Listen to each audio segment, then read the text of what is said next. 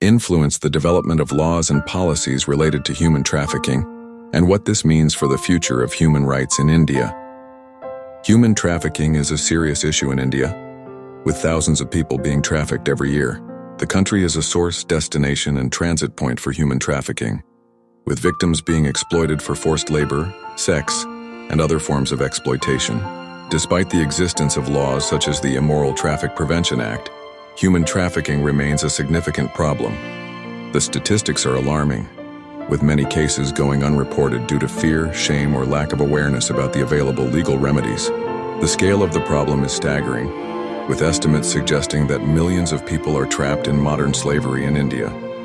The victims come from all walks of life, including children, women, and men, and are often lured into trafficking by false promises of employment, marriage, or other opportunities.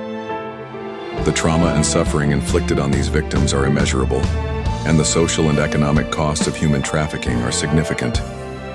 It is against this backdrop that the Shakti Vahini case was filed, highlighting the need for more effective laws and enforcement mechanisms to tackle human trafficking. Previous legal frameworks had failed to adequately address the issue of human trafficking, with many cases being dealt with under general laws such as the Indian Penal Code. While these laws provide some protection to victims, they are often inadequate to deal with the complex issues surrounding human trafficking. The Shakti Vahini case highlighted the need for specialized laws and procedures to deal with human trafficking cases, including provisions for victim protection, rehabilitation, and compensation. The case also underscored the importance of international cooperation in tackling human trafficking, which is a transnational crime. India has ratified several international conventions related to human trafficking, including the United Nations Convention against Transnational Organized Crime and its protocols. However, the implementation of these conventions at the national level has been patchy, and more needs to be done to ensure that the laws and policies are effective in preventing and combating human trafficking. The Supreme Court's proceedings in the Shakti Vahini case were marked by intense arguments and counter-arguments by the petitioners and the respondents.